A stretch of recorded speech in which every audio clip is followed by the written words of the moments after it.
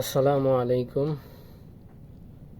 Zohran Mamdani আমেরিকার পরবর্তী president কিনা এই সম্পর্কে কিছু আলোচনা করব।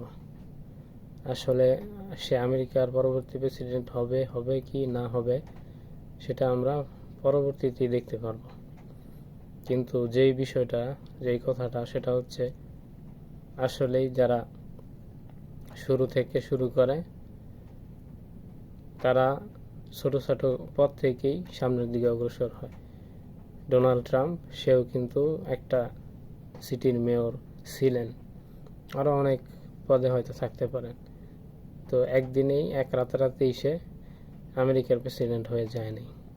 সুতরাং মামদানিও যে ভবিষ্যতে প্রেসিডেন্ট হবে না এটা বলার অপেক্ষা রাখে না, হইতেও পারে, কারণ এইসব পদ থেকেই সামনের প্রেসিডেন্টের একটা ভাবমূর্তি তৈরি হয়।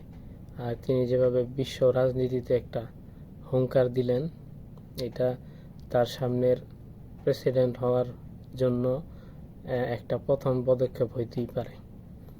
তো এই যে আমেরিকার মতো জায়গায় এই জোহরান মামদানির বিজয়, এটা কিন্তু একটা শুধু মেয়রের পদ না, এটা একটা ইফেক্টস, একটা প্রতিক্রিয়া, যে প্রতিক্রিয়া সারা বিশ্বকে নাড়া দিছে।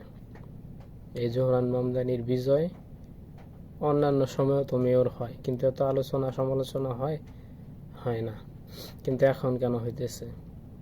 তাহলে নিশ্চয়ই এটার একটা ইফেক্টস, এটা একটা প্রতিক্রিয়া সারা বিশ্বে ছড়ায় পড়ছে। তো এই জোহরান মামদানি তো পরবর্তীতে প্রেসিডেন্ট হবে কিনা এটা সময়ই বলে দিবে, কিন্তু এটা হচ্ছে তার প্রথম পদক্ষেপ, ভবিষ্যতে হইতে পারে। তো আল্লাহ তাআলা এইভাবেই তার ইসলামকে বিজয় দান করবেন। আমি বলি না যে এটার মাধ্যমে ইসলাম বিজয় হয়েছে, মুসলমান মেয়র হয়েছে, এর মাধ্যমে বিশ্ব ইসলামের একদম পুরা বিজয় হয়ে গেছে, কিন্তু না। এই বাংলাদেশে যেমন 2024 সালে 5ই আগস্টের পরে যে ঘটনা, এতে ইসলামের বিজয় হয়েছে, এটা পুরাপুরি না হইলেও কিন্তু ইসলামের বিজয়ের একটা প্রাথমিক লক্ষণ, প্রথম পদক্ষেপ। এই পদক্ষেপই সামনের দিকে আরও শক্ত অবস্থান নিয়ে যাবে ইসলামকে। তো জোহরান মামদানির বিষয়টাও এরকম। সে একটা সাধারণ মেয়র, কিন্তু এই মেয়রকে নিয়ে, নিউ ইয়র্কের মেয়রকে নিয়ে এত আলোচনা সমালোচনা হয় এর আগে পৃথিবী দেখে নাই, এটাই প্রথম।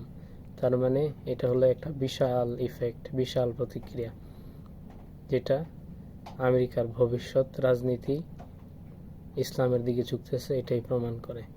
সকলকে চ্যানেলটা সাবস্ক্রাইব করার জন্য অনুরোধ রইল।